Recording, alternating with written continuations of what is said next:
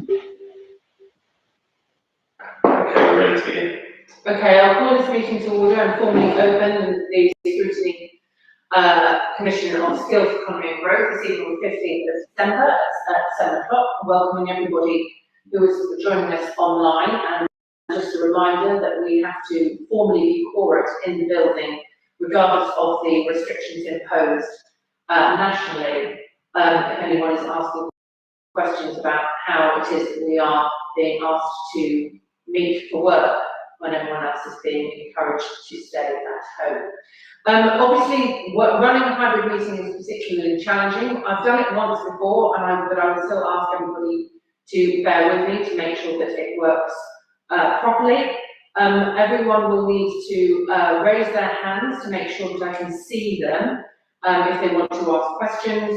I will be taking questions from both members of the Commission who are joining virtually as well as those in the room, even though according to the rules, only the people who are in the room can formally constitute the meeting. We want to make sure that as many people as possible can contribute, even if they are having to protect themselves from the virus. Again, as I say, I will encourage everybody to put their hands up so that I can bring them in, and they will need to use their microphones so that everybody can hear and that it can be properly limited. We will go through the agenda as expected. The meat of the meeting will be on the issue of transport for Tina Green and Hackney and its impact on the economy and growth. Just a reminder that the meeting is being recorded, and the press are obviously welcome to be in attendance, and we should expect everyone should behave accordingly. Again, have your microphones on when you're speaking, but on mute otherwise, and keep your cameras on if you can. I will therefore just take apologies for absence. Do we have any? Do we have any apologies for absence from this evening's meeting? Yes, we have Councillor Lupkin. Councillor Lupkin. We have Alan Richards, who was originally due to join us, but will no longer be. Councillor Race will be joining us shortly, as will Councillor Coburn. So we're expecting Councillor Coburn and Councillor Race. Councillor Race in this role as a member of the Commission, Councillor Coburn giving evidence. Councillor Lupkin's giving his apologies, as has Alan Richards. That's correct. Thank you very much. So, do we have any urgent items or order of business? Great. And do we have any declarations of interest on this issue? Okay. We have the work programme just a reminder and a refresher for everybody of the work programme that's laid out for the Commission over the next few months. Is there anything that anybody would like to raise about the work programme as it's outlined at the moment?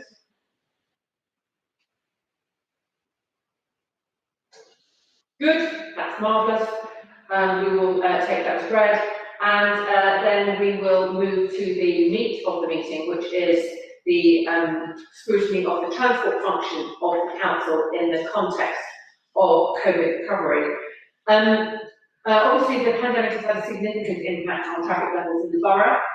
A car-dominated environment has minimised the potential for coronavirus transmission, has the potential to vastly increase the number of motor vehicles on our roads, exacerbating air pollution. The borough already has the 6th highest mortality rate of 418 UK local authorities. The government has been clear that local authorities are expected to undertake emergency structural measures to encourage active travel and encourage non-essential motor vehicle use.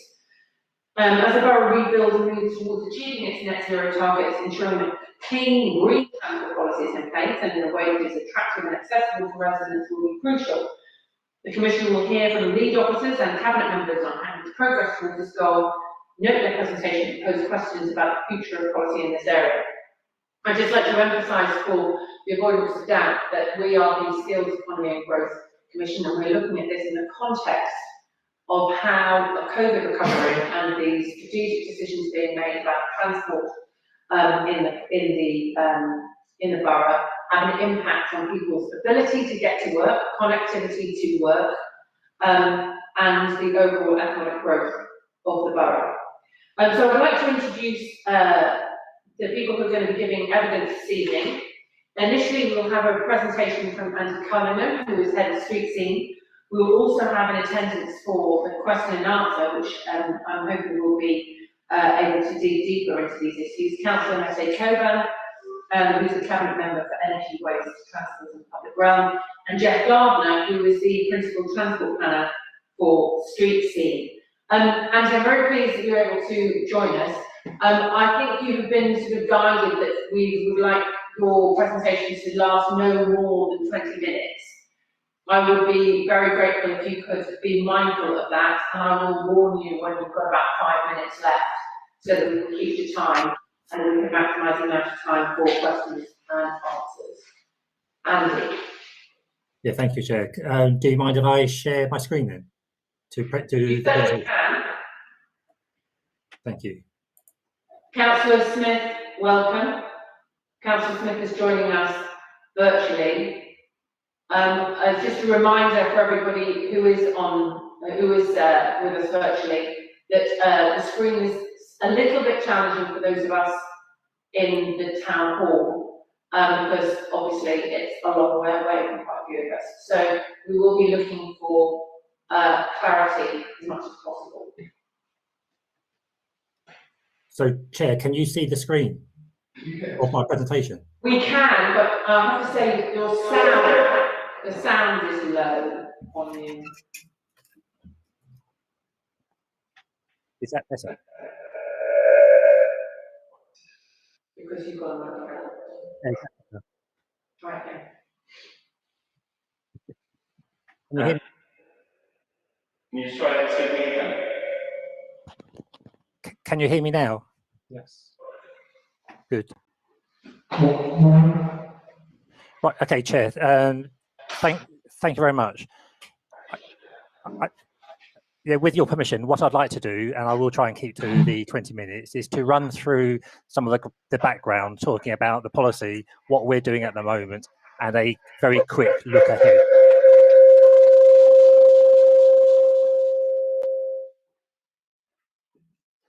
What I'm not going to do is concentrate and go through every slide in detail, given the time, but try and talk around them.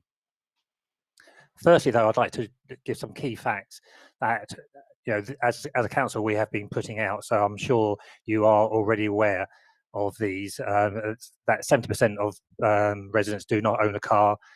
About 40% of through trips in the borough do not stop here, and 30% of the residents cycle at least once a month. However, there are some key equality considerations that we need to rely on. Whilst most people do not own a car, it is very clearly that others rely on them for a range of different purposes. Walking public transport is available to almost everybody, and whilst cycling is a valuable mode of transport, it again isn't available to everybody, and that we need to keep on monitoring who does use cycling, particularly those other groups apart from young men. The council has a fundamental choice in the allocation of street space, and as a council we have moved away from streets for cars to streets for people, and this is a key theme of our own transport strategy. A lot of the Mayor of London's transport strategy is about traffic reduction through reallocation and road user charging. In Hackney, we have 84% of trips that are sustainable, with a target when we head towards 2041 of this rising to 91%. We also have a range of different targets that come through the strategy, and they are in the paper. The Mayor's transport strategy has a range of outcomes, and on outcome 3 is more efficient use of streets with less traffic, and we are delivering this through a range of schemes. We've got the ULEV down in Shoreditch. We have school streets and low traffic neighbourhoods. We are doing a lot in terms of electric vehicle charging. We're promoting cycle routes, and we're also looking at how freight is impacted and allowing that to happen, but trying to ensure it doesn't cause traffic congestion. Outcome 9 of the Mayor's Transport Strategy talks about the investment, or transport investment, and how it will unlock the delivery of new homes and jobs. Our transport strategy recognises that, and we are supporting access to, and supporting access to jobs and workers is a key part of our local implementation plan. TfL's research strongly supports the benefits of active travel and shows that investment in walking and cycling helps to encourage more Londoners to travel in a green and healthier way, and it brings significant benefits to the economy. And these are set out in these 6 statements. Businesses, it's clear that some businesses will overestimate how their customers use the cars and vehicles, and the study from Waltham Forest shows that. The link between the businesses and cars is important, but the importance of cars, should not be overemphasized. We do know that a lot of businesses do rely on cars. A plumber will need a van. People need to get around the borough with larger loads, but we just need to make sure that we're going forward on the right sort of balance on that. In contrast, the importance of walking is often overlooked. And the graph will show how a survey on how people travel to Broadway Market, with on foot being the greatest one. And again, whilst a lot of people will talk loudly about the use of a car, not so many people talk as loudly about public transport and walking. Even developers recognise the importance of cycling and walking in their catchment area in order to provide customers and jobs. And they will usually include something within their planning application as part of their traffic assessment to actually show and illustrate this. So what are we doing about it? One of the council's tools is implementing low traffic neighbourhoods. We have got a holistic approach to this, and the map shows our approach in seeking to identify areas, the ones that we've done, areas that we are doing, and those that we could do in the future. So we have a strategy towards delivering low traffic neighbourhoods, and we have delivered many quite recently, and the slide lists a few. We've been implementing them on experimental traffic orders so that we can study the impacts of them for up to 18 months. We're looking for evidence about how they work, about their impact on traffic, their impact on air quality, on buses. We're also looking to see if we can identify things like traffic evaporation, and that is coming out on our current studies. It is important that we listen to what people are saying about these schemes, and we are consulting through listening to people's comments through our Commonplace website, and we're getting a lot of comments on those. But also we are undertaking independent polling to actually find out and make sure that we're getting a truer reflection of what people think and are saying about our schemes. We've got the largest programme of school streets in the country, with 37 schools currently in operation. In fact, it's probably 49 schools in operation, with the last 11 that were implemented over the summer. Collectively, now that means that over 14,000 children can walk and cycle to school more safely.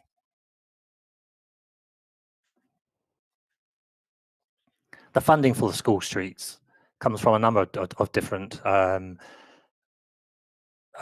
budgets. But what I can say about them is, unlike some of the other measures, they are a very popular measure to watch to things that we are delivering. We have a very ambitious programme for electric vehicle charging points. By the end of this financial year, we ought to have about 315 points, but we're currently tendering for a significant increase. The tender process is ongoing and should be complete by the summer of next year. We are already engaging businesses through our zero emissions network. It is a free to join network, and we've already got over 2,000 businesses and residents that have joined, and it is something that we're doing with Islington and Tower Hamlets. It gives us direct contact with businesses. It allows us to talk to them and to listen to their needs. Cargo bikes are growing in popularity, and we are endeavouring to help them. And we have got a programme of providing incentives for people and businesses to purchase them. But we have now also got a programme for rental schemes. And in September this year, we had the UK first cargo bike rental scheme introduced with a number of different locations in the borough. We continue to recognise that liaison with businesses is important. And one example of this is the work we did with the businesses in Stoke Newton Church Street, where we undertook a delivery and servicing strategy. But we very clearly need to keep doing more and keep thinking about it. And we need to think about new ways of promoting local business centres. And this slide just shows a number of other ways that it has been done here and abroad. Just looking ahead, we need to start thinking about our next transport strategy. The current transport strategy it runs until 2025, and it will take a while to write, consult, and get the next transport strategy agreed.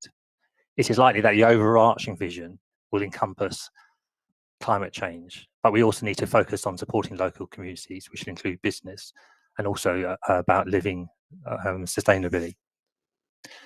And then finally, the final slide just talks about a number of the different current funding sources that we have.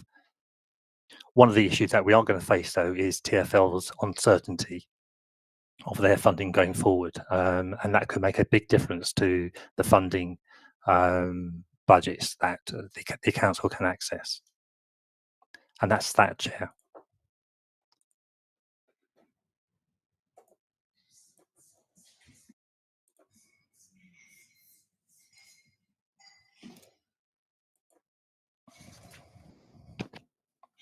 Chair, can I say a few things? Sorry, I was missing from the first bit of the meeting.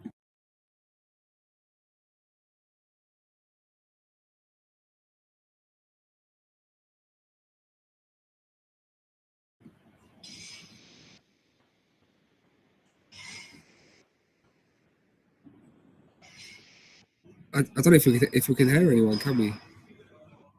Or is it just me? It seems to be muted.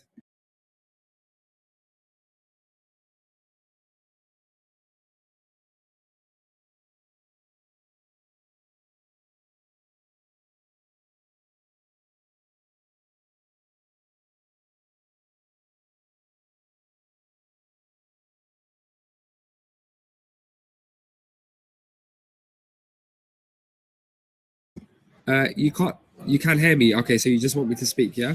Okay. No, hang on a minute, Lete. Can you hear us? Oh, I can hear you now, but I couldn't hear you a minute ago. Right, okay.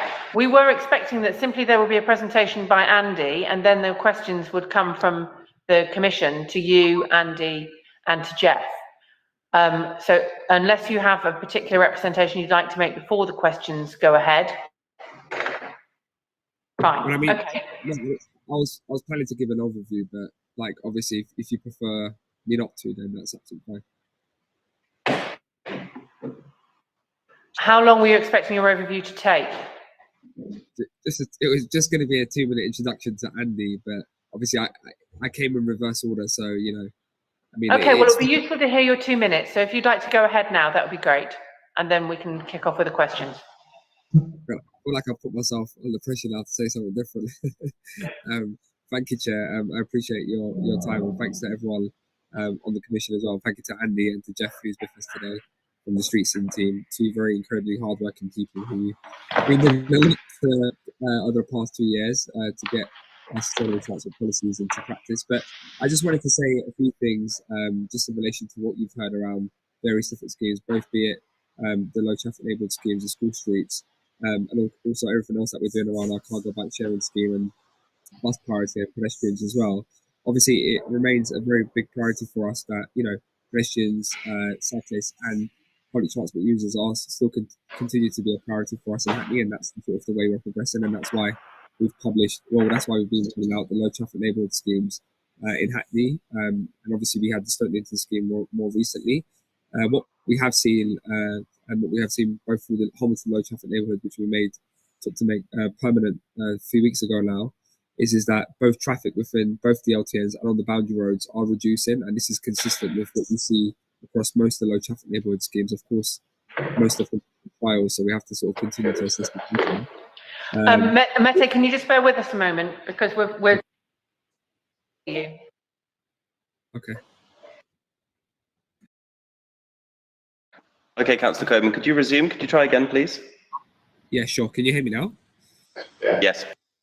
Okay. And what we've also seen with our low traffic neighbourhood schemes is that we're rigorously monitoring our air quality data, and what's consistent so far from the data that we do have is both air quality from when the scheme went into where we are now has improved both within the low traffic neighbourhood schemes and on the boundary roads. Obviously, we have to continue to monitor all of the other low traffic neighbourhood schemes too, but this is something that we've continuously seen, and also this is true for Stoke Newington Church Street, where we've seen already traffic evaporate on average across the whole Stoke Newington area, including the boundary roads, by about a third. So it's something that is clearly working. Obviously, we need to continue to make sure that the monitoring is there and proper for us to make those schemes. Looking at our school streets, we've seen that tailpipe emissions are down by 74% on average outside our school gates. 30% more children are walking to school, and 51% more children are either cycling or scooting to school too. So that's very positive. And as Andy said, there's lots of support for that from residents and also from parents and children. And that's some of the long-term behavioural change that needs to happen if we are to move towards more sort of sustainable methods of transport. But we're keen to obviously speak to you. I don't want to take too much of my time. I mean, I would end up repeating a lot of what Andy's already been saying, but I think we've been extremely ambitious. The team has been doing a lot. Hackney has a very good, strong reputation. I just came back from COP, where, you know, a lot of other boroughs and actually cities like Athens are coming to us and asking us how do we reduce car usage, tackle toxic air pollution, and I'm incredibly proud of the work the team is doing. I think it's also testament to the fact that even when you look at the cuts that TfL is facing, they're obviously having to make difficult decisions in terms of how they prioritise their funding. And what you saw through the last LIP funding was that Hackney was prioritised, and that's because we've got a really good track record. And the way in which TfL will fund you is based on, because they don't have as much as money as they used to, they're going to fund you based on who's got a good track record and who's actually going to deliver on some of these policies. And partly the reason why in Hackney we were able to get a higher level of funding in comparison to other boroughs is because, you know, Andy and the team have been working incredibly well. They've got a really good track record. We do have a strong track record in delivery. So we need to continue that progress and obviously look forward, you know, go even more ambitious into the new administration as we look to sort of tackle toxic air pollution and obviously tackle the climate crisis, like Andy said as well. But I will stop there because otherwise I could end up talking forever, Chair, as you know. Thanks very much, Councillor Coburn. I'd just like to open with just to focus the conversation specifically on the fact that we are the Skills Economy and Growth Commission. So we're really interested to know what kind of assessments you've made about the transport decisions, the transport policy decisions you're making, and the impact they are having on the economy of the borough.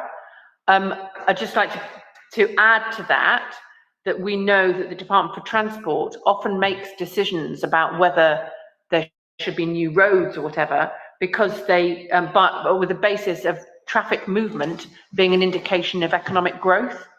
If we are reducing traffic movements in Hackney, how are we sure that we have managed to decouple traffic movement from economic growth so that you can continue to grow economically, even if you have got fewer vehicle movements, particularly private car movements? Yeah, that's a great question, and officers, feel free to come in after sort of I make my initial sort of assessment of that. So I think firstly, there's nothing to suggest that more motor vehicles equals more better for our economy. So that's not any sort of data that we've seen. Also, what we haven't seen in Hackney is since the introduction of our low traffic neighbourhood schemes and the school streets, there's no evidence to suggest that that has had any hindrance or has affected business in any way. Actually, when I look specifically, just to give more specific examples, on Stoke Newington Church Street, and I'm regularly down there. I know Councillor Smythe is regularly down there too in his role as a local councillor.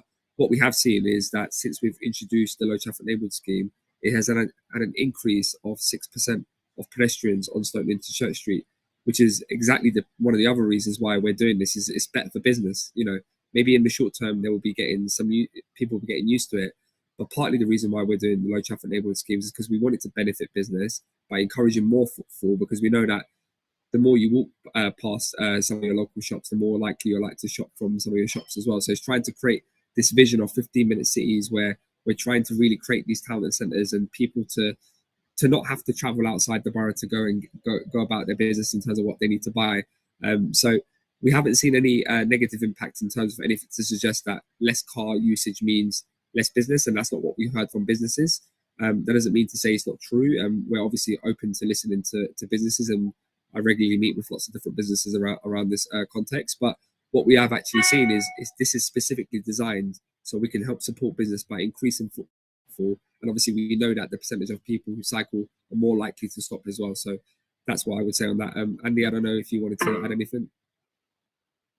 Yeah, in my presentation, I try to set out the importance of walking and cycling to the economy. You know, and that TfL have done studies about the importance of active travel.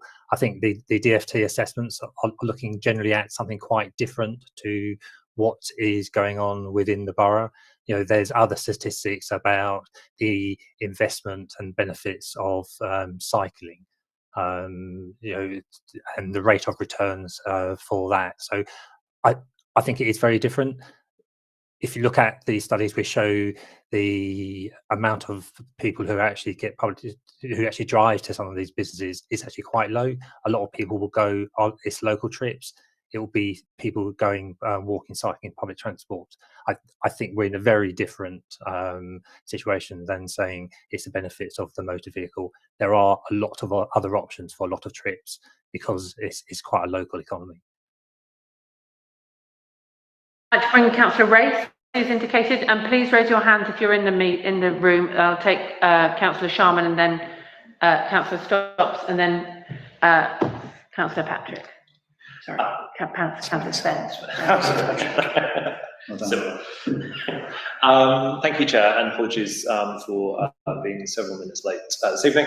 Thank you very much for the presentation and for the deck. It's really interesting. I think just following on from the Chair's question, there's obviously been quite a big sort of vocal argument that's played out sort of quite publicly between the opponents of LTNs in particular and then the council. And I think the council's kind of stats and evidence definitely sort of support the approach that's being taken to a large extent. I wanted to know, are we monitoring? Is the council monitoring sort of investment perceptions? Is it monitoring business perceptions? Are we asking businesses overall whether they think, both here and outside of Hackney, whether they still think of Exeter as Hackney as a good place to invest and a good place to sort of create jobs? Because we've got this sort of data that we think works, right, around sort of Broadway Market and sort of, you know, the reports about how people spend their money. But is the council winning the argument in a wider investment environment? And if not, and if we don't know that, do you think that we should know that? Great question. I mean, are we going to take more questions, or do you want me to come back straight away? I'd like you to come back straight away on that, because I think we need to bottom this out before we move on to others. Yeah, I think that's a great question, Councillor Race, and I think it's incredibly important that we do measure that. What I would say is there is no formal way that we haven't been monitoring that in the same way that we've been taking into our assessment of how successful low traffic neighbourhood schemes are. So, for example, when we're making decisions on low traffic neighbourhood schemes, we're looking at a number of factors, including air quality, traffic counts, the common place consultations, Hackney-wide polling. We're taking into account London-wide polling. We're also doing looking at the bus times as well. So those are the formal assessments that we're looking at, and then we make a decision. We haven't necessarily been able to do that the same way for businesses, partly because it's very hard to quantify and understand how. But I do think that there is work for the council to do to understand how we can support businesses. And a great example again of that is, sorry, I keep using Stoke Newington as an example here, partly because Stoke Newington Church Street was a restriction on a main road. And one of the things that we've done is obviously through the area regen team, which is another portfolio which is obviously related to this commission, is we supported the Hackney Council supported the See You in Stokey campaign, which was basically a whole big campaign where I supported local businesses, especially in the past couple of weeks in the run up to Christmas. So I think there's works that we can do through there. I do take the point that we should have a better way of measuring their perceptions. We do regularly attend meetings. I know Jeff regularly attends meetings with businesses across the borough, so does Andy as well, and so do I too, but there is no formal way that we've been kind of capturing that or including that within our assessment to make it permanent or not, as it's very difficult to quantify that. But I do think as an exercise we should be doing that anyway. Can I just make an observation that we'll probably put it into our recommendations, therefore, that the council needs to be assessing its own attractiveness as somewhere where people want to invest from outside, how businesses themselves are experiencing being a business in Hackney, of which part of it should be connectivity and transport. Yeah, one thing I would add, Chair, sorry, I didn't mention, and actually Andy spoke about this. One of the things that we are obviously doing is, like I think it's important to recognize that we are supporting our businesses in relation to transport. And there's a couple of things that we're doing. One is the cargo bike sharing scheme, which is obviously, and that's why the Stoke Newington scheme was really important, because when you sort of launch the scheme, it needs to go hand in hand with sort of a scheme like the cargo bike sharing scheme, so that you provide the alternative for businesses to be able to take goods to reduce their emissions, but also provide the support for residents to be able to go to the local bookshop and buy a few books, or to the local supermarket and be able to take it down through lower transport emissions. So that's why the cargo bike sharing scheme is the first of its kind in the UK. And actually today we just had a big hamper delivery with Badu Sports as well, which was fantastic across the borough and helping reduce their emissions too. And then the other thing related to that is the electric vehicle charging point. So we, as a borough, we obviously don't want to see a complete replacement of all our all of our petrol diesel cars with electric cars, because we still very much sort of see pedestrians, cyclists, and bus users and public transport users as a key part of our transport policy. However, if people need to drive, we prefer them to drive electric vehicles, and that's why we've just announced a 3,000 rollout of 3,000 electric vehicle charging points across the borough, which is the biggest rollout of the country that's been seen across the country. So what we can do is make sure that those infrastructure is there in place, so that when businesses are ready or residents are ready to switch to electric vehicles, the infrastructure is right there ready for them to be able to do that. So there are different ways in which we can support businesses, or of course with our parklets and our footway widening in, for example, on Church Street as well. There's loads of things like that we can do to support businesses, but I do take the point about sort of measuring their perceptions. Thank you. I'd like to just bring in Andy, because he's put his hand up, and I notice Councillor Pallas has asked to contribute. Councillor Pallas, I'll put you on the list for after the others who've already raised their hand. And Andy, can you answer briefly, please, so that we can bring the other people in?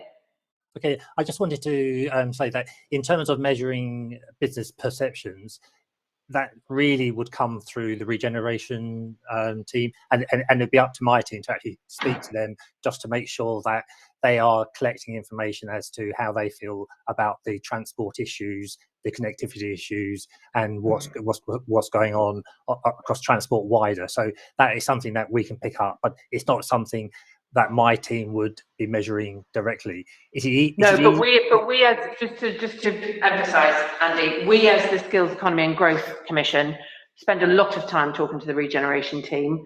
We are anxious about decisions being made by the council and its impact on the COVID recovery and regeneration generally. So the decisions of transport would need to be included in any survey of perceptions of both inward, asking about inward investment and current business. And so therefore, that's why I'm raising it now. Can I move on to hear from Councillor Sharman, then Councillor Stocks, Councillor Spence and Councillor Pallett? Are they all on the same area, or do you want to diverge slightly? And so I'd like to see whether... broadly going in the same direction. Broadly going in the same direction. Okay, Councillor Sharman, then let's see where we get. I think really just picking up on your point that you made right at the beginning about the relationship between transport and economic development, and the answer that we just heard from Andy, that we in fact have two policies running in this council. One is job development and regeneration. The other is transport. Basically, I think what we've heard is transport for improving the social environment of the borough. Now, those are perfectly legitimate aims, and the task, it seems to me, and I'd be interested how we are effectively bringing those together in reconciling. Are there conflicts between them? Are they complementary? For example, we've heard that reducing Stoke Newington's throughput of people actually improves the prospects of some of those businesses. So the relationship between transport movements and the different sorts of economic development that we're after seems to me absolutely crucial. And so I'd like to ask, first of all, people involved in the planning side of this, officers involved in the planning side, how much data they're bringing together. And secondly, whether we've got at the top of our executive a way of bringing together these two objectives, that is, of regeneration and getting a good social environment for residents. Because it seems to me at the moment, we don't have a joined up policy and joined up leadership on this. Councillor Coburn, would you like to respond on that? Yes. So one of the things we're doing, Councillor Sharman, is we're developing a climate action plan. You need to switch yours off. Sorry, Nick, you need to switch yours off. Oh, sorry, yeah. This is as high as he can go on our equipment. Can you hear what I'm saying? Yeah. Right. To Councillor Sharman's point, one of the things that we are developing right now in the council is our climate action plan, which basically looks to bring together, it's a strategic framework which looks to bring together basically all of the council's different areas across sustainability. So that's including transport and of course regeneration as well. And part of that is about building a sort of stronger, greener economy that's more resilient as well, and obviously more thriving. And that will all be intertwined and linked. So that's something that's currently happening, and hopefully it'll be presented to Cabinet sort of in the next summer. We're currently in consultation with the public around the climate action plan. We've just had our Green Recovery event. We're gearing up to the climate summit that's going to be taking place in February. And so part of that is about, going back to council races and the chair's point, which is around, gathering perceptions around, speaking to different communities, including the business community, about, yes, we want to tackle the climate crisis, but of course, what impact does that have on the communities? How can we sort of do this in a much more support you? How can the council support you? All of those factors taken into account. So the climate action plan will be the sort of the strategic document that will bring together those policies across the sort of council. I think going back again to... Hang on a moment, Councillor Coburn, I think I've just got a follow-up here from Councillor Sharman. Actually, that doesn't answer the question. Obviously that's a third dimension. We want an energy, a decarbonised economy, and we want a decarbonised transport system. Fine, that's an important objective, and the initiative you just talked about is important. My problem at the moment is I don't see who in the Cabinet brings together effectively two possibly divergent policies around economic development and improving the social environment for the residents of Hackney. And so that's one question. But the underlying question is, have we got a methodology in terms of our planning and understanding of the economy and people of Hackney that we can actually answer the questions? Are there conflicts? Where are those conflicts? And that's why I was directing it as much to officers, because members can't do anything without having had that underlying work done. For sure, but look, I think it works two ways, right? I think partly the low traffic neighbourhood schemes is a trial. So as part of that trial, you measure lots of different things. I mean, obviously, albeit it's very difficult to measure what impact the low traffic neighbourhood schemes are having on our economy, as there are lots of different things that are happening across society right now. Namely, we're obviously living through a pandemic. We're going in and out of lockdown. We've just obviously seen new restrictions being announced as well. So it's very difficult to be able to quantify and measure what exact impact the low traffic neighbourhood schemes are having. What we can do from the transport perspective is obviously, and I'm going to come to your question specifically, is obviously measure things like footfall, number of cyclists, the car usage, air quality, and all those different factors. But ultimately, look, I think this is about what type of place that you want to live in Hackney. And, you know, one of the things that they're quite clear about is we want to live in a Hackney which is, you know, have cleaner air, better neighbourhoods, and healthier lives that we continue to talk about. And yes, it needs to have the balance with the economy, but there's nothing to suggest that, you know, less car usage means that it's bad for our economy. Actually, in contrary, what you see around the world or other parts of the UK is where you do have more pedestrianisation or more improved road safety, is more pedestrianisation leads to more people shopping locally. And what we don't want is people from Hackney leaving Hackney, going outside Hackney to do their shopping. We want it to make it easier for them to go in and around Hackney, enjoy their neighbourhoods, and not feel like they're not enjoying the sports. But Andy, I don't know if you want to come in specifically on the points about working region. Briefly, if you could, Andy. Yeah, no, I will be brief about it. I just want to say that there is an officer group as part of a regeneration board, which is chaired by the chief exec, which actually looks at all the schemes from both traffic, sort of picks up on some of the planning policy work, and also the schemes that regeneration do, just to specifically do what you say to try and bring it all together. It might not have the discussion that at the level that you would expect, but we are endeavouring to bring those two together, and street scene planning and regen work jointly on a number of different schemes in a number of different town centres. So there is that communication going on. And there's also a strategic transport group that is again chaired by the chief exec, but has the mayor and a number of cabinet members on. And there is a discussion at that group on some of these issues as well. Okay, well, I think probably from that we'll want to make some specific recommendations on what data is gathered. I would also point out that the co-benefits, the public benefits that Councillor Sharman is talking about, should also be quantified so that they are seen as part of the overall economic benefits to an area. Councillor Stocks. Thank you. Can I draw us into a different area, and that is, the economy and the role of transport in the economy is not just down to shopping in our various town centres. Of course, that's important, and I've spent many years trying to persuade people how important that is. And it's important that we deal with climate change and decarbonisation and green the borough. But the element that is most important to this discussion, I think, is how do people get to access to employment, hopefully access to new employment. And I'll give you, for example, I spent many years trying to persuade this council to reverse the Wick Road from a one-way road to a two-way road.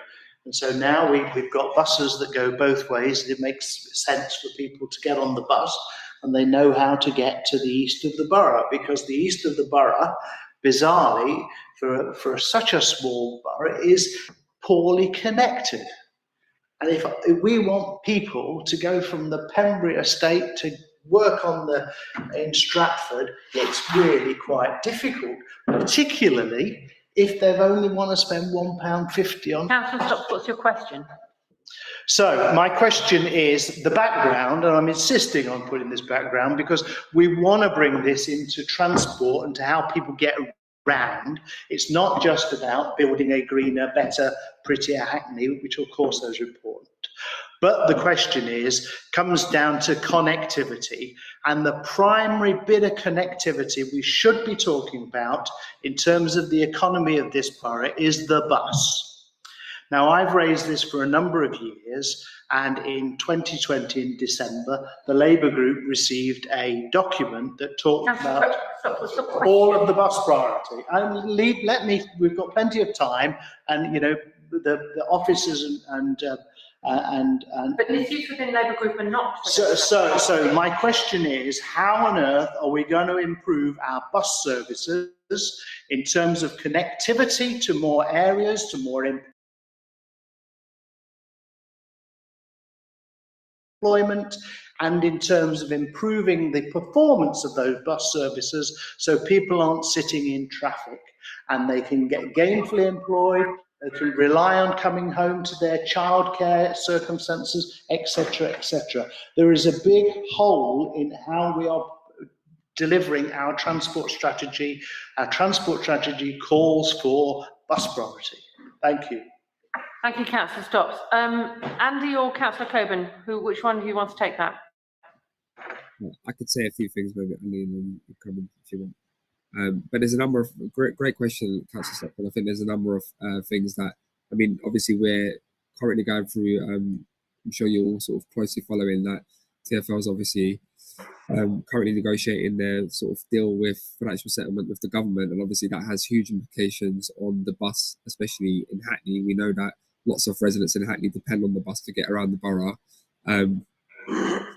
Depending on the settlement, that we could see a 18% sort of cut to services across London on the bus, and that obviously has huge implications for Hackney. It's something that both myself and the mayor have been raising quite for a number of weeks now to make sure that Hackney is protected. We've already seen a decline of bus frequency over the past year or two, actually past 4 or 5 years in Hackney.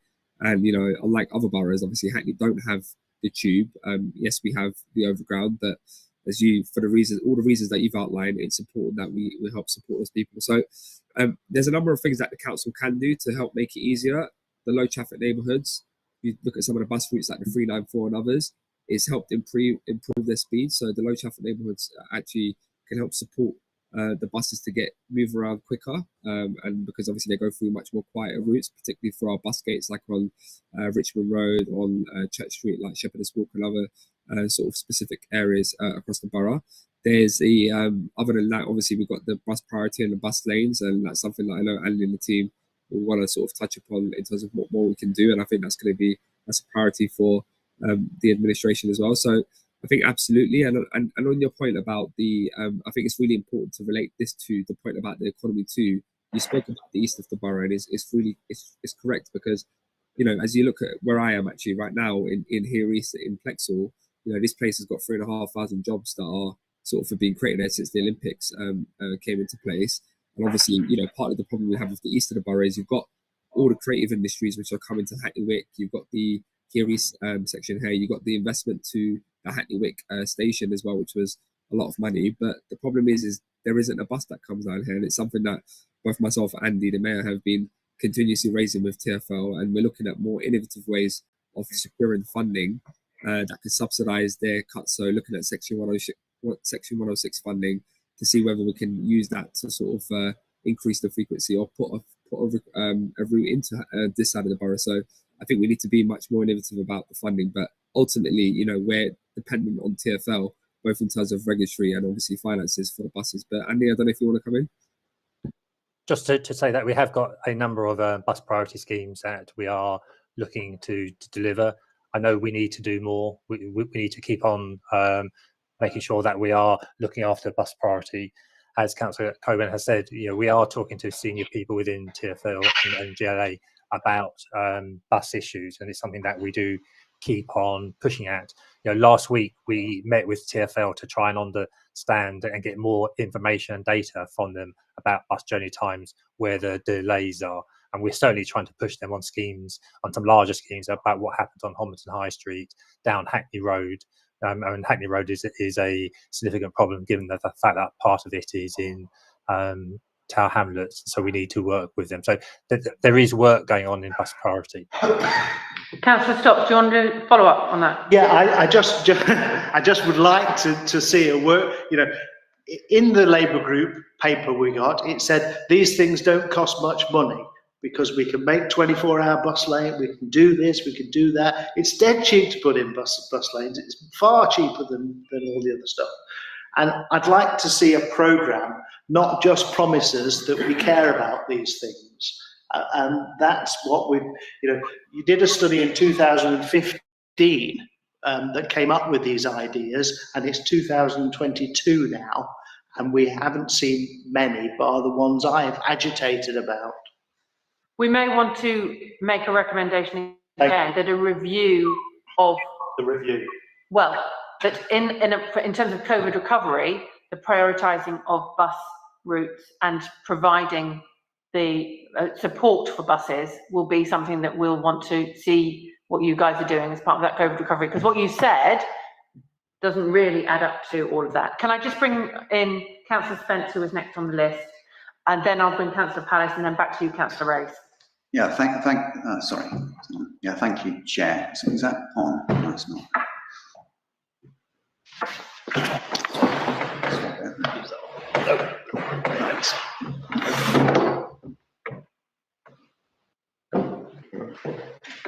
Sorry, is it on? Well, someone else needs to turn those off. Vincent, do you need to Oh, turn right, those yes, switch yours off. Sorry, yeah, thanks. Yeah, thank you, Chair. Yeah, the question I've got is about congestion and the economic consequences of traffic congestion, because it's well known, it's common sense that business is going to suffer where there is traffic congestion, because profit is often measured by time or time lost, delays in people getting to work, delays in deliveries, and so on.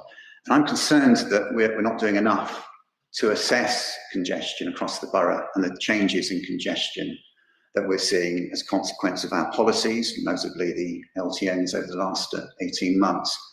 And when I talk about congestion, I'm also particularly focused, I think we need to particularly focus on those peak hours in the morning and in the evening, when you have the majority of traffic moving east-west, north-south across the borough related to economic activity. And it's not clear to me that we, the council, have taken any steps so far to measure congestion at peak times. How do we measure congestion? Well, I think one of the ways we should be doing that is through observational studies. And again, I don't think that's been part of our assessment. We haven't carried out, as far as I'm aware. We need observational studies of traffic on main roads, particularly thinking of roads like Dalston Lane and Kingsland Road. So I'd like to know from the officers and from Mete, one, that they accept that congestion is going to have an economic impact. It's going to be a discouragement to business, and in the worst case, it may be such a discouragement that some businesses choose to potentially relocate to areas where they believe that they can move their goods or their people around more readily, for example, in the outer boroughs. Thanks, Councillor Spence. Can I get some answers on that from Councillor Coburn and Andy? Yeah, so I think just to respond to Councillor Spence's point, it's a good question, because I think there's a lot of nuance that needs to be unpacked there. I think, again, it really depends on, it's the nuance that counts. So I think you can't categorically say every single business will be impacted by congestion, because, again, it depends on the type of business that you're referring to. I think, there's nothing to suggest, we haven't seen any sort of data or evidence to suggest that our low traffic neighbourhood schemes are having an impact on businesses. In contrary, as I've said, where we've seen footfall increase, actually, we've had accounts of people telling us it's been good. But again, it's very anecdotal evidence, so we wouldn't be able to sort of say categorically whether it's been good or bad. I think it's obviously I can go away and think about the team around how we can sort of look into that, but it's very difficult to quantify what impact the LTN schemes have on the economy or on businesses, because it's not something that, not to my knowledge anyway, unless Ali has any different views to that. On the congestion point specifically, again, we are closely monitoring. I know Andy will probably come in and talk a bit about that. We are focusing all of our monitoring sort of scheme by scheme basis. So for every scheme, we're following a process of making sure that we are transparent with the data around the traffic counts, both within the LTNs, on the boundary roads, the air quality data, the bus times, bus waiting and performance times, consultation, and some polling as well. So we're continuously transparent about the process in which we're gathering that data and obviously publicising it. And we're making that publicly available as well. As of the other schemes, some of the key ones that you mentioned, we're not at the point at which we're making a decision, but as of when we are, we'll obviously make that data available and obviously present it to the public.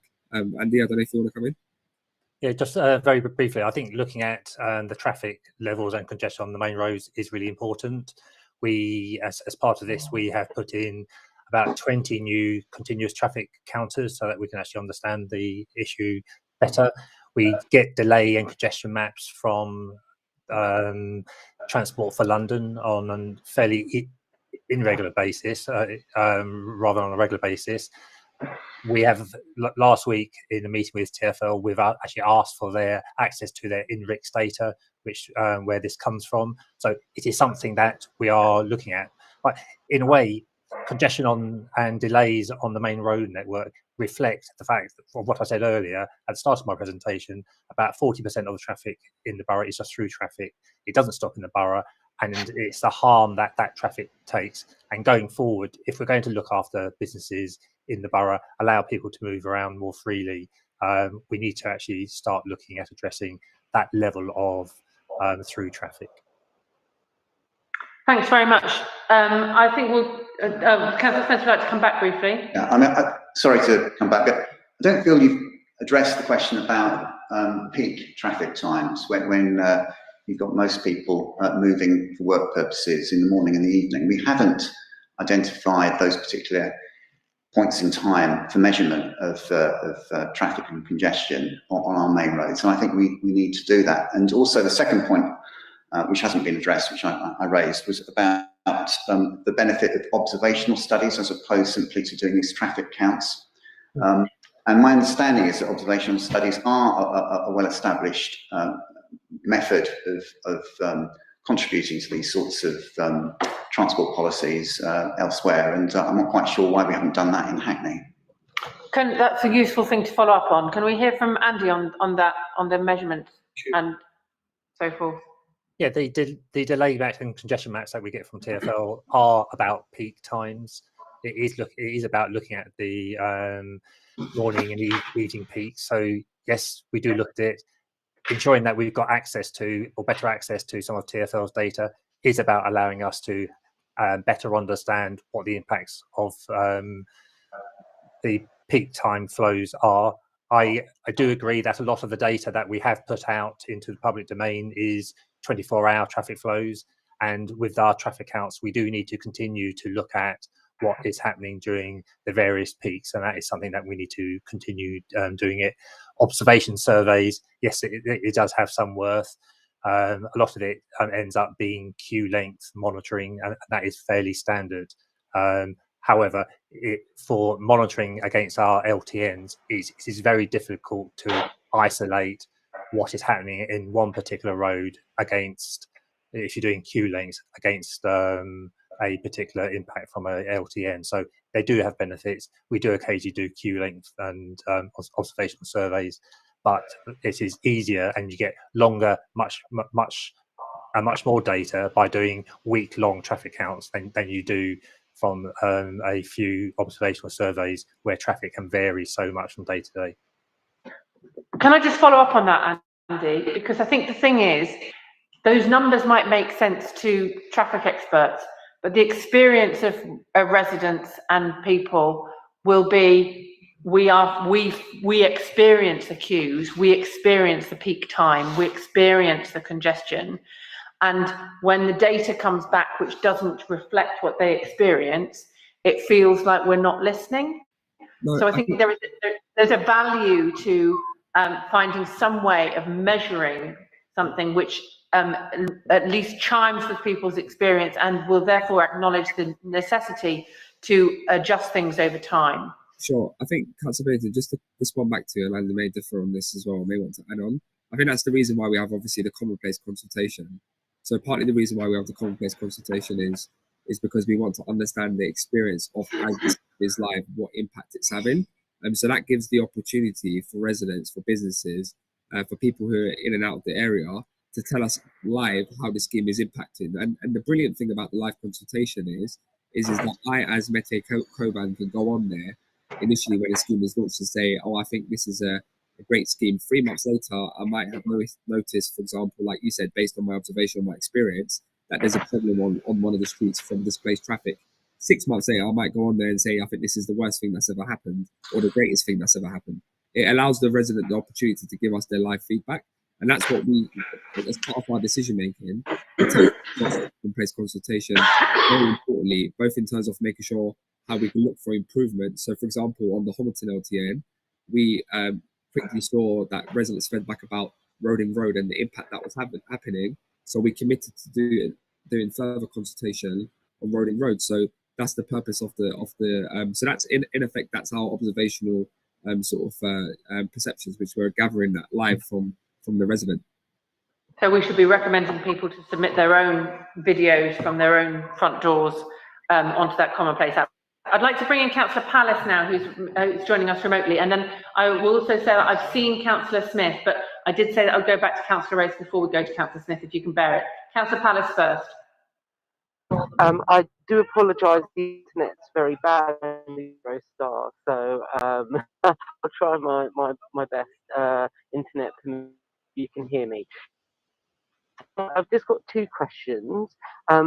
One, you know, I walk down Church Street nearly every day, and I think, you know, from what I can see, there's been a real kind of positive impact. Obviously, COVID is going on, but I do think for people that do have concerns about the impact on business, we do need to find a way to look at how we can find potential measurements. And I was just wondering whether in other boroughs where there's schemes, have they found ways to measure, for example, fall? And the second point is around the. Sorry, Sam. Can you do that final bit of that question again? I think you said something about football, but you broke up. It was about other boroughs that have got LTN schemes, and about whether what they're doing to measure the impact upon businesses. Are they, for example, looking at specifically footfall? You know, on is this something which can be done? And so I hope you've got all of that. And great. In the work that's been done around the cargo bikes and also ULEZ, but as I'm sure you're aware, there's a lot of vehicles which come under ULEZ which aren't necessarily electric. And we've discussed in the past Councillor Coburn about scrappage schemes. I was just wondering what the council can do to incentivise businesses to get onto cargo bikes or to get onto electric charging vehicles, considering how expensive those vehicles are. And are we going to have any targets around this? Thank you. Thank you very much, Councillor Palace. Councillor Coburn. Yeah, great questions, Councillor Palace. And I know both areas are something that we regularly speak about.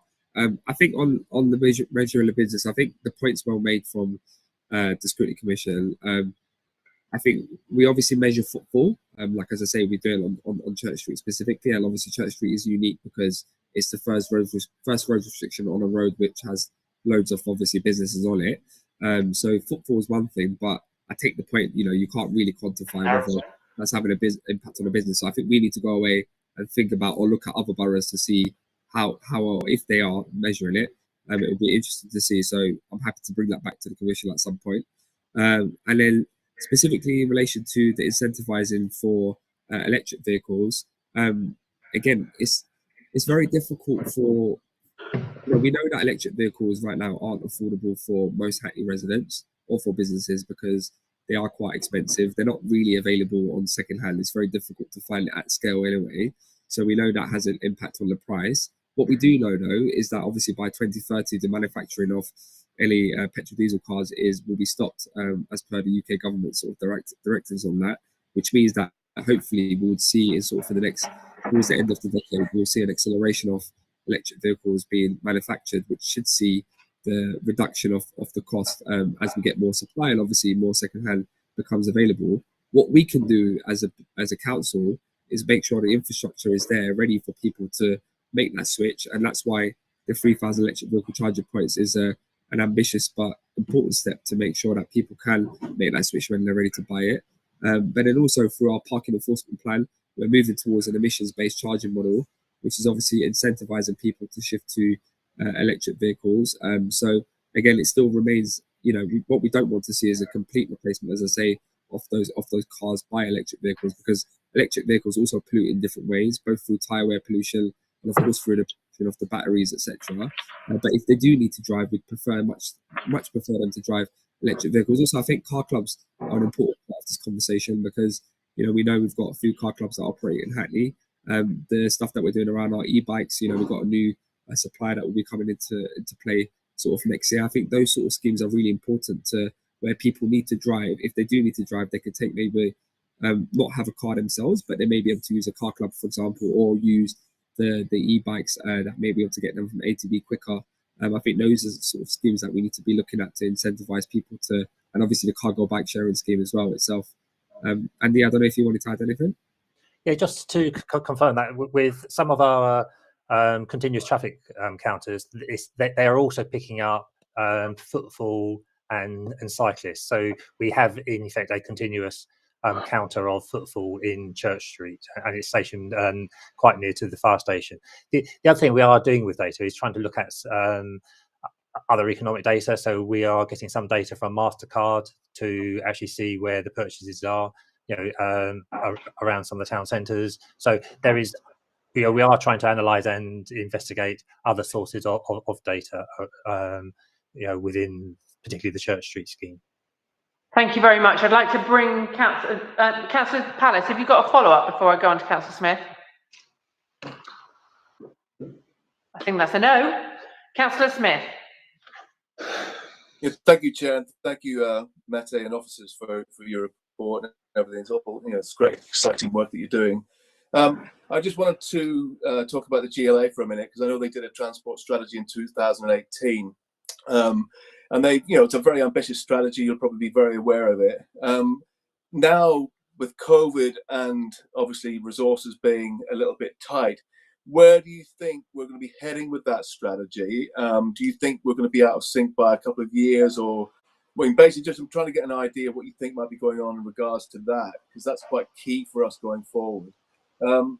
They also developed 10 healthy street indicators, and as we're sort of talking about transport and moving around, I wanted to ask, do we kind of use those indicators to kind of help us judge if a street is healthy or not?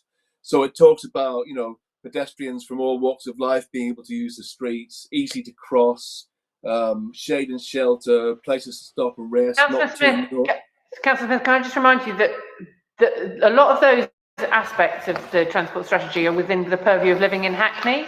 We're looking at this specifically in terms of the economic growth dimension of transport. So healthy streets is obviously a really important standard, but can we think about it and ask the questions relevant to this commission?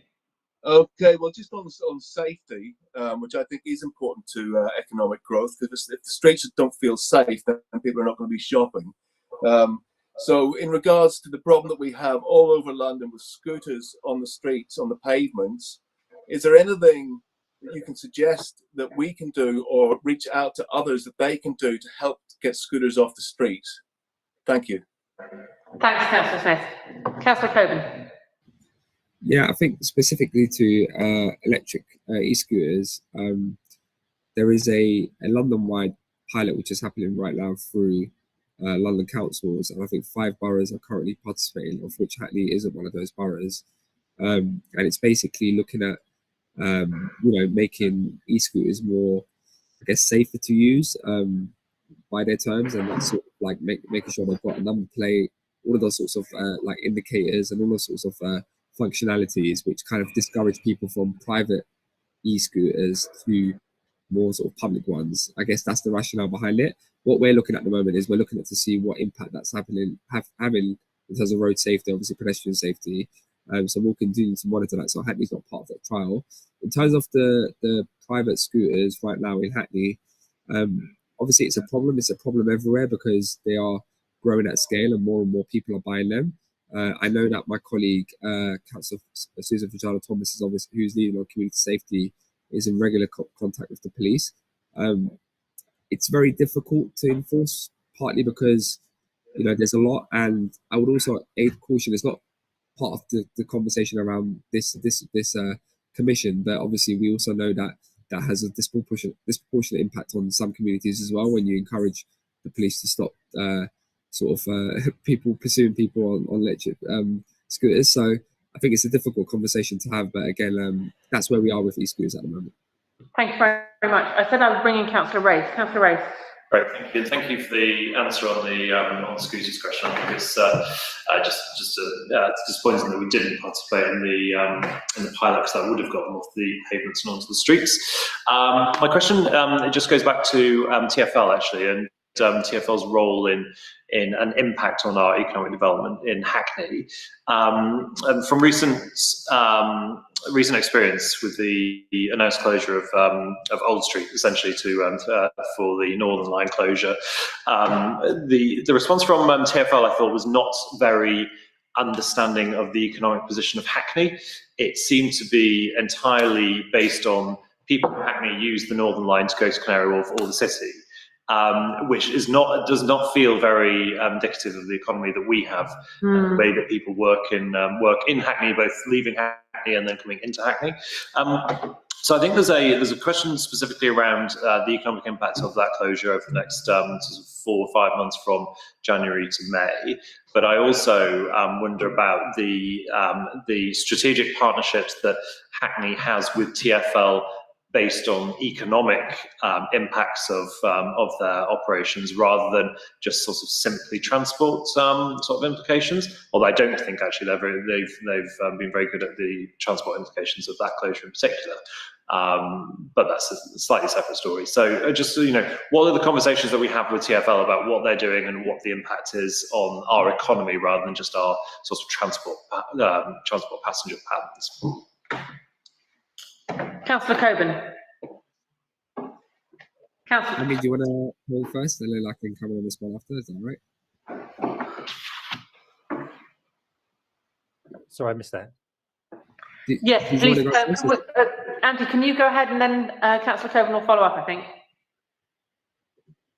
So the wider business conversations that are had that I generally have with the GLA and TfL happen through the regeneration team. There is a conversation that we'll have over specific schemes about trying to ensure that locally businesses still have access, and that delays around the schemes are minimised. There is probably a gap there that we're not following up in the wider larger schemes. So I've not had any conversation with TfL on the works that are happening around the Northern Line closure. On those larger, wider schemes, we have talked to them about the need to maintain bus services around that time, and not to cut down the bus services because of the importance it is to people moving around. But it is probably fairly limited conversations. I think just to build on Councillor Ray's, obviously building on what Andy's already said, I think it's fair to say that there is very limited conversation between sort of the impact of transport on the economy, particularly within London. It's certainly a lot of conversation that I'm part to. So when we're having these conversations around sort of disruption to services or to impact on our buses or reduction of frequencies, it's certainly, we don't sort of get that conversation doesn't filter through to the economy. So I think it's something that we need to sort of go away and think about in our conversation with TfL. But again, I think— Can I just push back on that a bit, Councillor Cockburn? I know that every time there is a tube strike, the news finds it very easy to assess the economic impact of a tube strike. So it cannot be beyond the wit of the economists in TfL, or indeed in the borough, to make some kind of assessment of the economic impact of particular transport decisions. They might be more subtle and more nuanced than the straightforward cutting off of a fundamental service for 24 hours or 48 hours. But I do find it very difficult to believe that TfL, when assessing the impact of the cuts that it is choosing, that is saying it is being forced to implement, doesn't have an economic assessment of that, because that would be fundamental, in my view, to their case against having to make those cuts.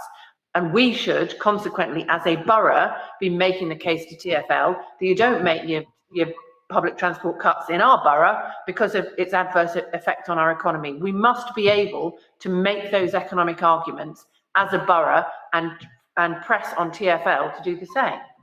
Yeah, no, I mean, your points are very well made, and I think it's something that will definitely go away both in terms of like some of the wider conversations we had about the impact of our transport schemes on the economy, and of course in our conversation with TfL. But we're obviously, I just want the Commission to be assured that we are very, very, both myself and the Mayor was on calls today and yesterday with the Deputy Mayor of Transport, Heidi, who was on a call last week with together with Andy and the Deputy Mayor as well, a couple of weeks before again with representatives from TfL as well. So we're regularly on conversations with them, pushing back against cuts. But obviously we also understand that, look, ultimately this is government playing politics with the future boroughs in London, and it's, you're looking at sort of, they left it down to the wire. I don't think they're giving TfL any certainty in terms of what they need to do. And again, they've left it down to the wire for like the third time now. And obviously, as a consequence, boroughs like Hackney are having to suffer for it. So, I think, some of the responsibility needs to go to TfL, but I think more broadly, I think the efforts need to be focused on government, which is obviously, quite frankly, letting down London in the expense of all other cities across the country. So, London can't pay for the whole of the UK, and I think, right now, I think London is being penalised sort of in the pursuit of levelling up. Well, I mean, I can see the political point that you're making, Councillor Coburn, but the point still stands that as far as Hackney is concerned, we need to be making the best case possible for the retention of our public transport infrastructure and potentially make allies with TfL in terms of our representation to national government. Can I just, unless there are any further questions, can I just follow up very specifically on the post-COVID recovery aspect of this? People's return to the car because they feel safest there, and how that is, and what kind of analysis you guys have done as a team about where those trends will fall, what that means for trying to recover in the way that benefits us socially best and economically best. Sorry, you may have cut off for me in the last bit there. I missed the last bit of your question. The point is, in terms of COVID recovery and us seeing new trends in the way that people are getting around, particularly people's retreat to the car because of anxieties around contact and the fall in use of public transport, what kind of analysis has the borough done about those trends and what it means for how we encourage people to make better decisions that both support economic growth and also enable us to achieve our social and environmental goals? Yeah, I mean, I think, it's something that's very difficult to sort of make as an assessment in terms of like being able to quantify that. But I think what I would say is that what we have seen, and I think what's been most people's observation through the pandemic, is that more and more people are starting to value their local communities, their neighbourhoods, spending more time in their local areas. And obviously that's why our transport policies are there designed to discourage some of those shorter trips, to obviously find that balance between, getting your way around, but obviously tackling toxic air pollution. And we know that, as Andy said, I don't know if Andy actually mentioned this figure at the start, but 83% of vehicles who get PCNs through our low traffic neighbourhood scheme cameras are vehicles registered outside of Hackney. Of that 83%, more than 35%, I believe, are vehicles registered outside of London. And the problem we have with Hackney is obviously it's such a central borough to so many different, whether it's Islington, North London, East London to Central London, and everyone's trying to get through Hackney to get to where they need to. And obviously we want people to come visit their family, visit their friends, shop here. But at the same time, there needs to be a fine balance between, protecting the lungs of our children, and obviously we don't want the associated health impact. So I think, look, in terms of the economy, we are heading towards that sort of vision towards 15-minute neighbourhoods, and trying to have everything there for people to be able to spend more time in the neighbourhoods, make the public realm much better, make transport looks better. And I think the next stage for us in terms of our low traffic neighbourhoods, it's about sort of the public realm and how we improve. When you're walking through your street, you're not just rushing to get home, but actually you're enjoying that journey, whether it's, visiting your local shop, whether it's taking a seat at the bench to enjoy time with your friends. Those are the sorts of conversations that we need to be heading to next. So I think, what we have seen actually in contrary is that more people are picking up, walking, cycling and taking public transport. 87% now, which is an increase of people in Hackney either walk, cycle or take public transport. Only a third of households own a car. And I think the danger for us in light of these conversations around the TfL cuts is that if we see a cutback in terms of our buses and public transport or our active travel policy in terms of funding, is that it's almost we'll be reversing the good trends that we're making in terms of pushing more people towards sustainable methods of transport. Thank you very much. Are there any further questions for the team? Councillor Stocks and then Councillor Ray. I'll frame it as a question. Councillor, Oh, sorry.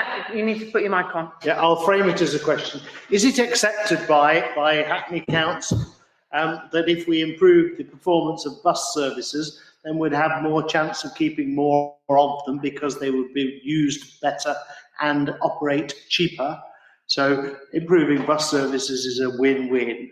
Are we making that case? Thank you. And did you want to come specifically about the sort of the monitoring of the buses, that conversation we've been having with TfL? No, this is the principal question I'm asking. You know, are we making the case that improving bus service performance will be financially beneficial for TfL and ultimately everybody? I think there is a very clear link between the two, but the way TfL are looking at the bus cuts at the moment, it is a financial approach to actually save overall costs associated with running the bus services. So they're not looking at it from about how you can actually get more people on the buses. They're looking to actually reduce the overall cost to them for doing it. There is a strand that we do need to look at, improving bus priority, improving bus times, and improving bus reliability, so that people feel happier and more people will use it. But with the numbers of people using buses at the moment, the figures that TfL are giving us at the moment is that currently the usage of the bus usage isn't sufficient to warrant maintaining those bus services. Maybe in the longer term, improving the bus reliability and times will encourage more people and set out a case for providing more buses or re-providing the bus service. But at the moment, they are very separate strands of work, I think. Is that it? Can I just follow up on what Councillor Stocks is saying there? Are you saying that there isn't, that it's not worth making the case for improved bus provision because TfL is experiencing this current crisis? I mean, this crisis might be a one-off. It might happen lots of times. Either way, we still need to have improved support for our bus services, don't we? Yeah, no. Well, sorry, Andy. And we are making the case for maintaining the bus services as we are at the moment. TfL are working with a issue with the budget. They've looked at bus usage, the current bus usage, and they're making economic decisions around that at the moment. Until, I think there is an argument that we should continue investing in bus priority, making sure the buses run as effectively and efficient as possible. But the growth in bus patronage will happen over time, and it's as that happens, it will be important for the council to make the case for either reinstating bus services or providing additional bus services. Again, can I slightly follow up on what Councillor Stocks is saying? Do we think it is the role of the council to encourage bus usage for the purposes of connectivity to work and to as part of our economic strategy? Absolutely, yeah. I think it's exactly what Andy's trying to say, albeit in sort of very technical terms. But it's something that, as I said, and as Andy said right at the start of this conversation, is, we've been very clear that as part of our transport policy, our priority is pedestrians, bus users, obviously public transport users, and of course cyclists. And we've been very clear about that. I think the problem that we're having, as Andy's describing, is, and we're really pushing TfL on this, is obviously they're looking at the bus usage at the moment, obviously during a pandemic, and making economic decisions based on that. What we are trying to get across to TfL is understanding how they monitor that. And actually, Andy, remember when we had the most recent conversation with TfL, one of the things that TfL depend on is they depend on customers to contact them around issues or issues around sort of on the bus, and obviously then they as a result of that, they will then do observational sort of research into it. And obviously, one of my pushbacks to that is obviously, not everyone's going to know how to contact TFO, especially if you speak English as a second language. Or why would you even think of contacting TFO if you're overcrowded in a bus? So we are working with TFO around how they monitor sort of bus usage in Hackney, so that, as Andy said, if the cuts don't continue in the future, we can look back at how we can reinstate some of those bus frequencies, because we are very worried that, we know that 25 bus routes have been impacted over the past quite a few years, and it's getting to the point now where they chip away every year, and it's going to get to a point where, it's going to be irreparable sort of damage to bus users in Hackney. And we are a bus-dependent borough. Councillor Race. The most bus-dependent borough. Councillor Race. Thank you, Chair. There's been big success in reducing massively the amount of unnecessary traffic that goes through certain streets in Hackney. So what's next for those streets? Because when I walk down Church Street, for example, the street is very quiet, which is great. There's a bit more cycling, there's a bit more walking in the street, but the paths are still very narrow. It's still not necessarily sort of the most sort of pleasant place to walk around. What are the plans that the council have to encourage the street, not just reduce the use of one use of the street, but increase the use of better uses of the street? Thank you. Good question. Great question. One of the things we're doing, Council Race, I think there's two parts to that question. One is we've got our green infrastructure strategy, which is going to be coming out. We've got going through cabinet in the new year, and that's looking at sort of how we can make sure that we green our spaces, and obviously specifically looking at Church Street itself. Obviously, part of the funding that we got from TFL was the widening of the footway, and also the public realm more broadly. So Andy and the team currently at Street Seal is currently working at plans to sort of look through at which points of Church Street that's possible, because we know Church Street has some of the narrowest pavements in the borough, and then hopefully we'll be going out to speak to some businesses and residents around some of those proposals in the new year, with hopefully it sort of being completed in sort of this financial year. But I agree with you. I think we need to look at the connectivity of these low traffic neighbourhood zones, and obviously what it looks and feels like. We obviously got Culverston Crescent, which many of you will know, which will be a street with a park, a 21st century street, which is what we're calling. Obviously, that's very expensive, and we can't do that everywhere in Hackney. But what we do know that what we need to do, especially in places like Church Street, where there are businesses, is looking at options to help support businesses around stuff like the provision for alfresco dining, for example, but also improving the conditions, as I say, for more people to walk and cycle. The reason why we kept it 7 to 7 on the bus gate actually was because there's an argument to say that till 7 isn't the peak time, but was because what we wanted to do was we wanted to make it road safety much better for cyclists during that period, and that's why we kept it open till 7 o'clock as well, the bus gate specifically. So hopefully what we will see in time, and as we've seen on Church Street, and as we'll continue to monitor in other areas, is we'll start to see the numbers on pedestrians and cyclists continue to improve, and of course, as public transport users, providing that obviously our buses don't continue to keep getting cut. Thanks very much, Councillor Coburn. I've spotted that Councillor Palace has his hand up. Councillor Palace, would you like to come in? Yeah, just 2 points. Accessibility and equality are absolutely important if we're ensuring there's access to work. When will all our overground be accessible is my first question. And the second question is about, are we committed as a borough to maintaining the current bus lanes that we have?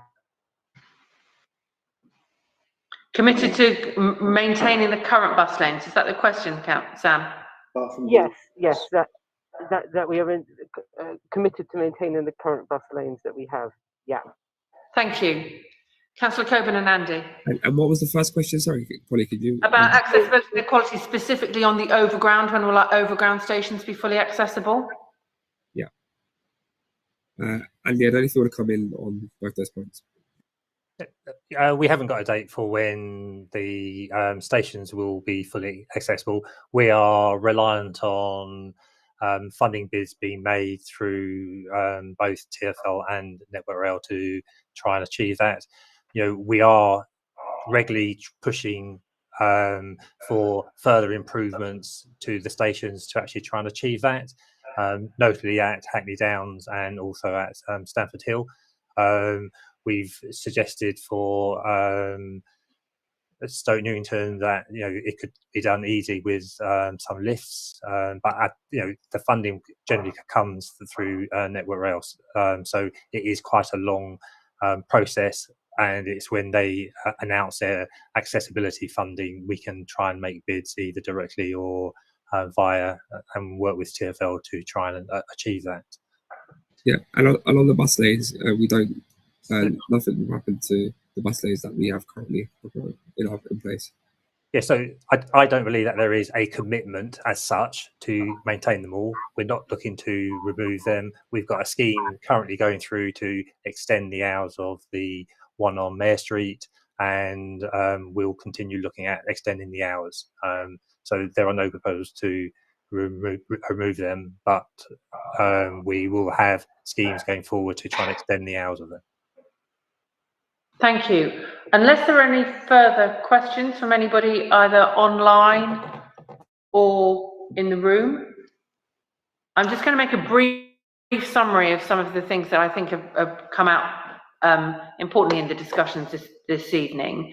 The importance of combining the economic and social benefits of transport policy, so that we can see how the transport decisions are being made to drive that economic growth, and for us to effectively monetize or financially assess the impact and benefits, social benefits of activity 2.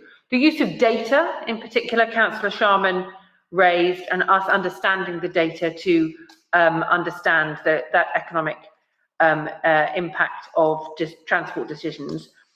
A review as well of the support for buses post the recovery is something that I think we will probably be looking to make some recommendations of, and further to understand from you the conversations you're having with TfL on the decisions that they make when it comes to supporting public transport in our borough and its impact on the economy, congestion and how we measure it, and capturing the impact of congestion on businesses and the economy. Assessing the impact via footfall and other data. Andy mentioned using credit card data, as well as Councillor Palace asking about footfall. Bus support generally, and what constitutes the council's support for bus services, particularly through how we would look to increase the use of buses by the public in the context of a COVID recovery where there has been a resistance to public transport. And then those final questions on accessibility and equality. And I emphasise that because accessibility and equality is often seen as a social benefit, but actually let's remember that that increases the economic capacity of people who would otherwise be extremely limited, not only socially, but also economically. And we need to therefore see that as a driver of economic activity in our borough. I think that probably covers everything, certainly the notes that I've made. If anybody has got anything that they think importantly we would want to include in the recommendations, do flag it now. But obviously the whole meeting was recorded, so we'll be able to pick up further later on. That concludes item 5 on the agenda. We have item 6, which is any other business. I'm just going to remind everybody that we don't have the minutes of the last meeting because the gap between the 2 meetings was quite small, so we'll have 2 sets of minutes to approve in January. But do we have any further items for business that you would like? Councillor Smith has raised his hand. Thank you, Chair. I know that I've asked this question before, but I'm just wondering, kind of, especially with what's going on with TfL right now and the funding and everything, where we're at with the gyratory in Stoke Newington. I'll pick up with you offline, Councillor Smith. I'll push for an update on that. I know you brought it up before, but I'll make sure it's minuted and I'll give you an update. Thank you. Any other business? Great. Well then, I will declare this meeting closed at 20:35. 25 minutes of your life back, chaps. Thanks a lot. Cross the Northern Line thing. Thank you, everyone.